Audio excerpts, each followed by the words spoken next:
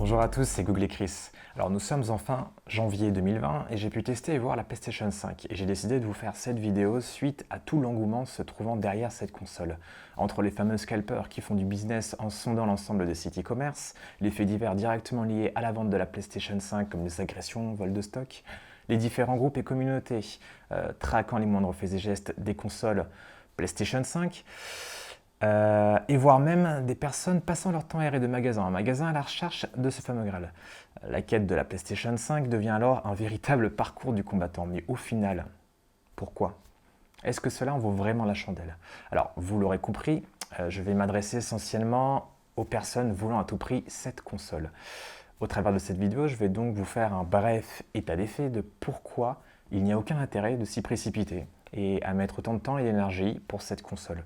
Je ne vais pas vous inciter à ne pas l'acheter, mais plutôt, je vais vous inciter à plutôt réfléchir et à mesurer votre motivation vis-à-vis de cette hype.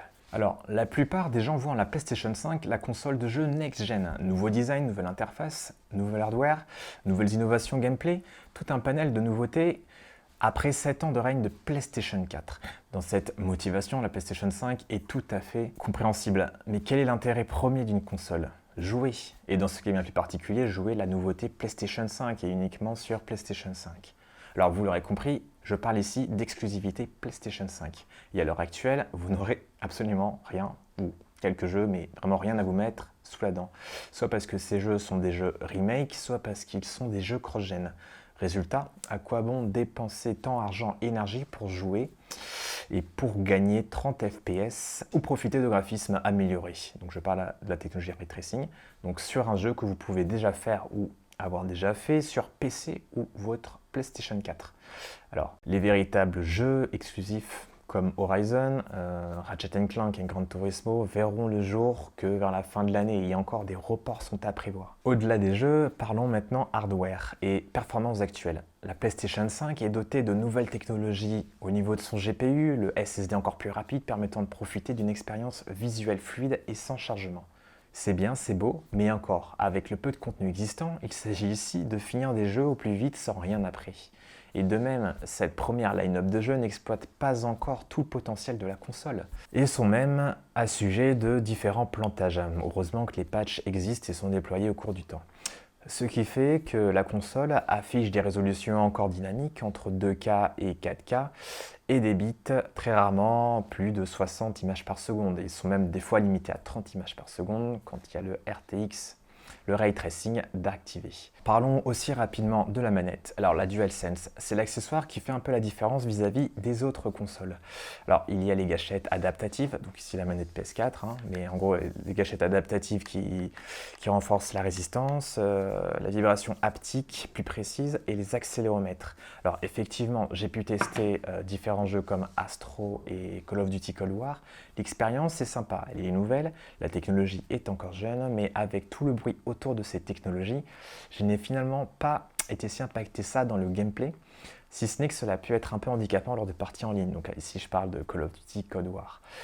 Alors je reste encore sceptique sur l'usage systématique de ces systèmes dans l'ensemble des jeux. Donc prenez l'exemple des meilleurs jeux Switch. Alors l'expérience de la vibration HD reste encore anecdotique, c'est pas ce qu'on retient le plus. Et bien sûr, il serait assez bête d'acheter la console next-gen sans l'écran permettant de profiter de la qualité de l'image. La console est compatible avec le dernier port HDMI 2.1, ce qui signifie qu'elle peut débiter au mieux du 8K 60 Hz, voire du 4K 120 Hz.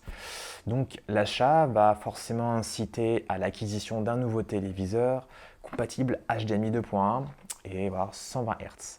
Mais à quoi bon investir un téléviseur avec une fréquence aussi élevée, voire même du 8K, si la console ne peut pas encore envoyer ce flux en jeu? Et même si vous réalisez cet achat, donc cela peut être un investissement sur le long terme, il y a de fortes chances que d'ici 6 mois, de nouvelles gammes de téléviseurs soient sorties et soient plus performantes avec un tarif beaucoup plus intéressant. Et enfin, au-delà des innovations hardware, on parle ici d'un nouvel appareil grand public sorti il y a moins de 3 mois. Alors, vous avez pu voir certains retours sur les réseaux sociaux, des malchanceux ont pu faire face à des soucis de fiabilité ou de conception. Entre les modèles inégaux de ventilateurs, les soucis de lecteur Blu-ray, les surchauffes, les Joy-Con drift, Tout ça est inhérent à un premier lancement matériel. Donc il faut le temps pour que la PlayStation 5 puisse faire un premier cycle d'utilisation pour réajuster les problèmes de conception.